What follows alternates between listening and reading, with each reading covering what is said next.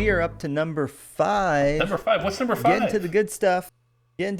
And Ken, you're going to hit us with number 5? Number 5. Have you ever had a dream, Neo, that you were so sure was real? What if you were unable to wake from that dream? How would you know the difference between the dream world and the real world? It's the question that drives us, Neo. What is the Matrix? It is the world that has been pulled over your eyes to blind you from the truth. So, The Matrix, the story of Thomas Anderson. He's an office drone, works in cybersecurity.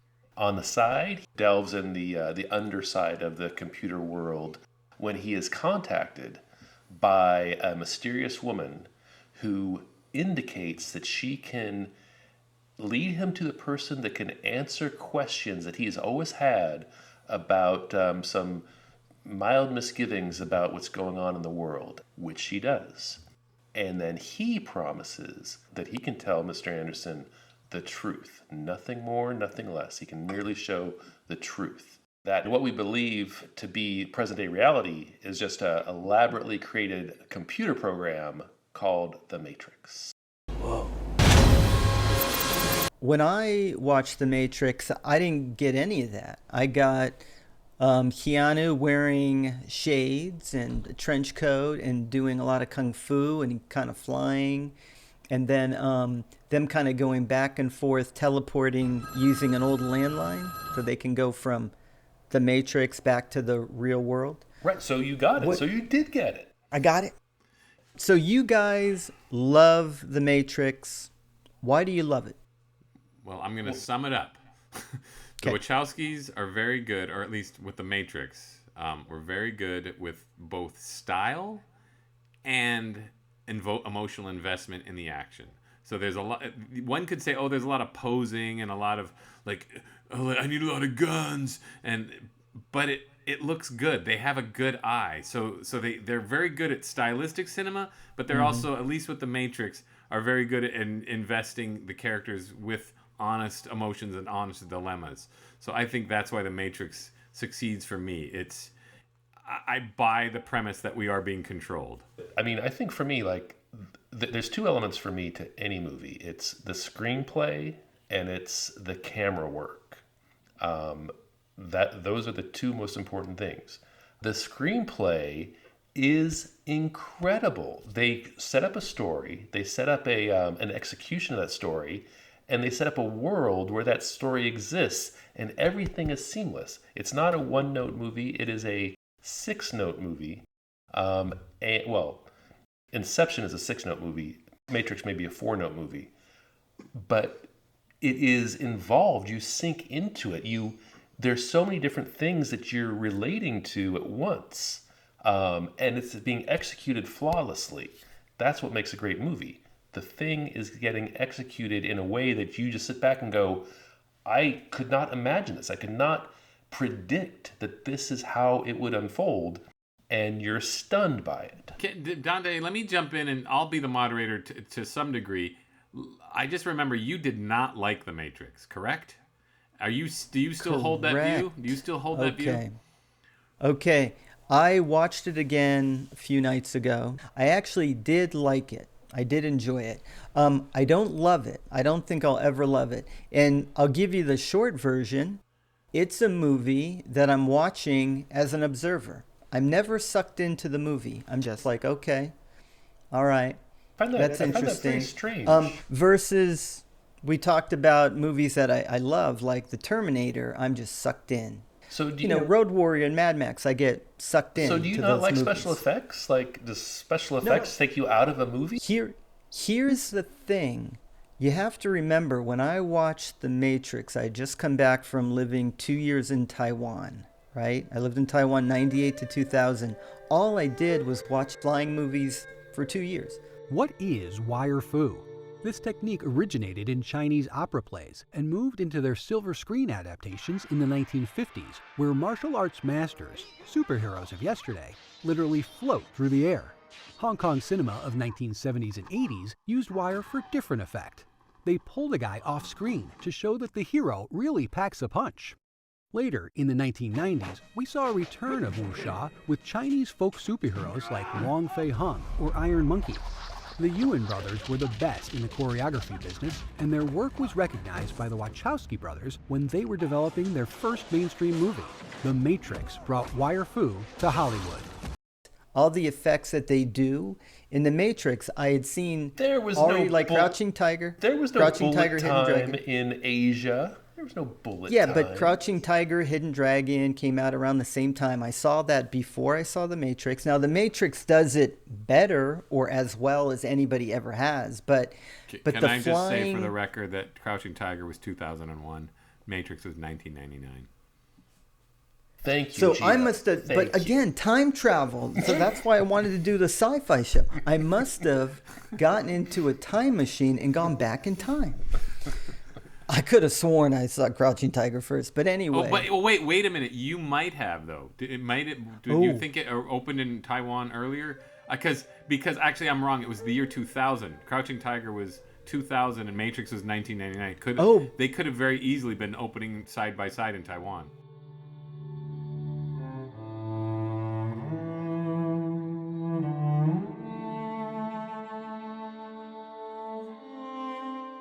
Right, and I never saw The Matrix until I was living with you guys. In fact, I probably saw it in 2000 when I moved back, watching it with you two. And you were probably watching it for the second time or third time.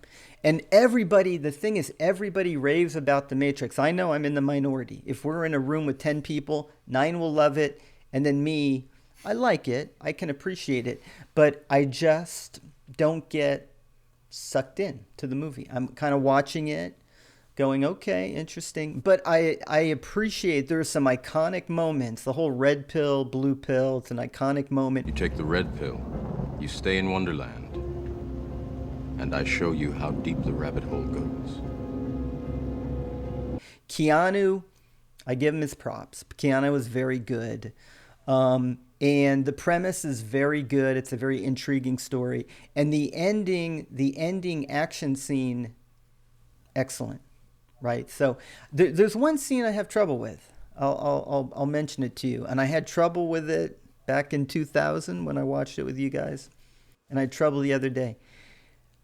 Early on in the movie, and we're probably in Act 1, we're not even getting into Act 2 yet, if we're looking for an Act 2, the act break.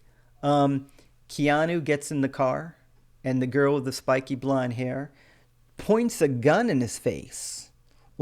And they're kind of like, well, why are we doing that? And at this point, Keanu is going to meet Morpheus, right? Spiky blonde, got to be careful. What's up with that? Why? That scene rubbed me the wrong way 20 years ago. It rubbed me the wrong way 3 days ago when I watched it again. Remind me Why not is to she put a pointing gun in a your gun at face her? when I don't trust you. No, when he could be the one, he could be the person to save them and humanity. You want to give him an excuse to go, I'm out. No, thank you. Can't you forgive a movie a little theatricality? If you can forgive Inception, it's a little theatrical, sure. But... Well, I was going to say if you can forgive Terminator, but yeah, the thing is, it's the premise. The premise is he's an unknown quantity yet, and so they're vetting him. And if he is the one, he will overcome that slight obstacle. It's not much of an obstacle. Hasn't Morpheus been watching him for a couple of years? Don't they mention we've been following you? They know. To me, but Keanu Reeves, only Morpheus really believes. Yeah, The other guys Morpheus don't know. They don't know Neo from a bag of hammers. They think he's just remember, Joe Pantoliano thinks he's Cypher, I should say, thinks he's a bunch of crap, and we don't know. We don't know what the blonde lady and her boyfriend or whatever think. It's all theatrical. I mean, maybe sure, if I look at it from that point of view, that they don't know he's like Morpheus never told them, but they kind of don't. Doesn't he tell them? Okay, doesn't carry Tank and Doze are believers. Remember, Tank's like, I can't wait to see what you can do. Yeah. But he's different. Okay. We don't know those two characters. Maybe they're a little hostile. Maybe they're a little bit bullyish. Who knows? Maybe they're still pissed off that they're not the one. We don't know. Yeah, I just think you're quibbling about a really small thing. I know, like a hilariously it small really, element. It's like, you know, I just don't throws like, me off. I just Again, don't I like the want fact that William Shatner's drinking Michelob in that Star Trek No. 4. It really threw me right out off. of the Like, movie. I want to love the movie. Like, everyone's, Matrix is great. I'm like, all right, Matrix. And I just couldn't But how can you get involved in a car chase and not get involved about a constructed artificial reality that is enslaving the entire mankind? How is that difficult to get involved in? No, I like the premise is very good. It's got a very good premise. Let me ask you again. We'll play devil's advocate. And by the way, these are the 10 best sci-fi movies ever made. But you get the pun. It's a Devil's Keanu Advocate. Reeves Yeah, movie, I got it. and I does Ken get missed it. I'm sorry. I No, missed it. We're gonna Al play Pacino, devil's advocate. Keanu Reeves movie. Yeah. Devil's Advocate. But devil's advocate, premise is really good. Like, constructed very good. Effects and action and photographed, 9 or a 10. Excellent. Keanu, very good. I think, I remember when I first watched, I'm like, Keanu Reeves, he's just being Keanu Reeves. Very good. Perfect guy for the role. Carrie-Anne Moss, good. Morpheus, I don't love the way he delivers the lines. No, come on. That's also quibbling. Like that's, it's like it's like saying with Arnold Schwarzenegger, you don't like the way he wears his sunglasses. I know. It's such a small thing. He's as good as anybody else. Okay, I'm almost done. The guy who played the Hugo Weaving guy, good. Fantastic. Hugo Weaving, good. Fantastic. And the ending, very good. So again, I don't know why. It might come down to this. So, questions for you. The music? Maybe I didn't like the music that much. I remember it was good. Watching it a few days ago. Like, they have some techno music, and maybe I didn't love the music. Oh, that was a thing. Like, they actually put like hard rock techno in the soundtrack to drive some of the action, and it was very effective.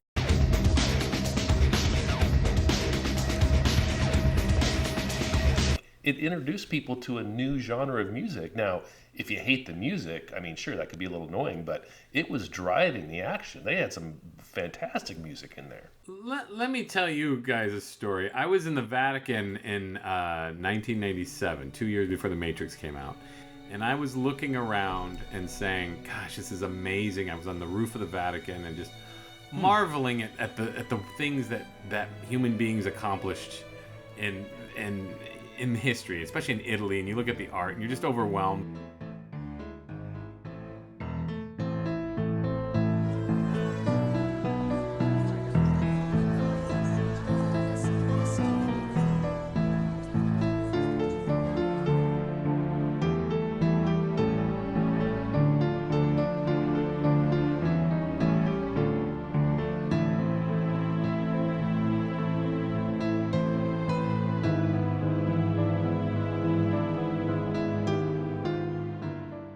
And I remember thinking, what have we done lately? And I remember thinking, I guess we're coming up with virtual reality. I guess we're doing something like that. And I guess it would be an interesting movie if we were like all tied to these like intravenous like machines that kept us alive while we lived in our virtual reality. So I'm thinking this idea. I even jotted it down on my notebook thinking, that'd be a cool movie. Then The Matrix, of course, beats me to the punch. And I remember thinking, wow, but this is far better than what I was thinking. I remember when I was watching The Matrix, I'm like, I did not envision this. Right. I envisioned sort of this boring movie like Coma. I was thinking Coma in my head, the Michael Crichton movie where they're just sort of in a room, But The Matrix was so more textured, and it looked like an anime, and it was inspired by anime, and Keanu Reeves. I said this in my podcast, but I'm going to say it again. Keanu Reeves, I've come to really respect as an actor, and here's why. Yeah. He always has really good chemistry with whoever he's with. Whether it's Bill and Ted, Carrie-Anne Moss, Sandra Bullock, you name it, he's always a pretty giving actor. He never like steals the show, but he's always a movie star. Yeah. You know, and he's never like Stallone or Schwarzenegger or Bruce. You know, he never just sort of like, oh yeah, it's all about me. He's always like game for being part of the group. Yeah. You know, and I think he's never been better than in The Matrix, as you say. But it's because he really sort of works well with people. Yeah. And I think that's in The Matrix, it's really like, you really buy his dilemma of like, this can't be real. I'm nobody special. The what's her face? The Oracle says, nope, not you, kid. Sorry, kid. Yeah, and it's like, you know, he really sells it. Like, yeah, what the hell? You know, and then when he does believe that he can do something about it, it's inspiring.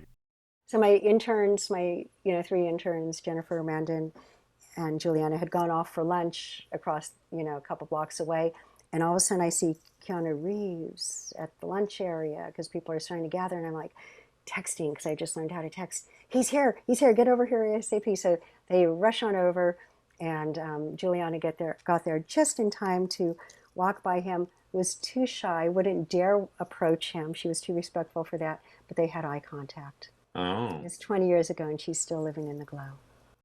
When I first saw The Matrix, I will say I thought it seemed very much like Dark City, and it does. I mean, they came out within a few months of each other. I like Dark City quite a bit. But it seemed like, whoa, this is a lot like Dark City. So I sort of didn't, I was a little standoffish at first. Then I saw it again, and I was like, yeah, this is a great movie. You know, kind of like I did with Aliens. Well, all I know is when I first saw it, like, I hadn't seen Crouching Tiger. I hadn't seen a lot of the Asian martial arts movies. And it was new to us, or to me on the West Coast.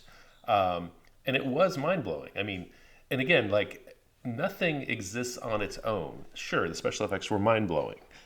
Just like in Inception, mind-blowing special effects.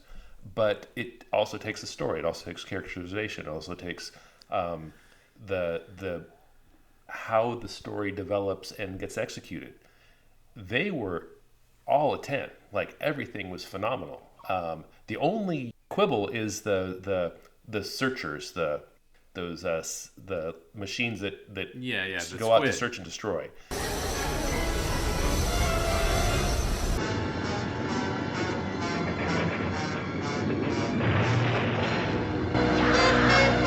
Those special effects, you could like go, couldn't you have done a little better on those? But everything else, I mean, my God, the bullet time, the way they shot up that lobby, I mean, very good. I mean, great. Like, talk about nothing we've ever seen before. Now you could say that again, great. Road Warrior, we'd never seen a car chase like that. Well, just the amount of destruction in that hotel, or not hotel, but that business lobby. What do you call those things? Office building. It was like no. Remember, that was supposed to be the agent's headquarters. Oh right, yeah. So,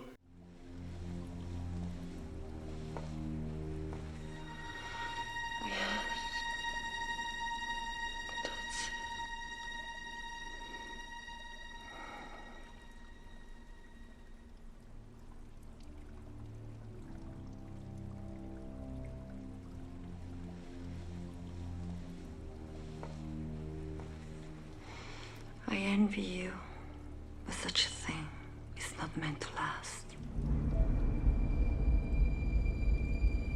Come with me. Matrix 1 better than 2 and 3. yeah. Oh, yeah. Right. 2 and 3 were interesting in their own way, but Matrix 1. Normally, I don't like sequels, with the exception of the few we're talking about are the exceptions to the rule. And I definitely don't like a 4th or a 5th installment. Mm-hmm. But with the Matrix, I mean, there's a million things they can do. So I think there's like a million interesting things they can do. It looks like they're going back to basics. It looks a lot like the first Matrix. I mean, but I'm interested in how they're going to deal with all of it. So that has me. I mean, in terms of visuals, it looks a lot like the first movie. They're on top of a building, and it's like, okay, wait. I mean, not that they're not in buildings in the other movies, but it's like the idea of him and Carrie-Anne Moss escaping helicopters. It's like, okay, what's going on? Where did Dante go?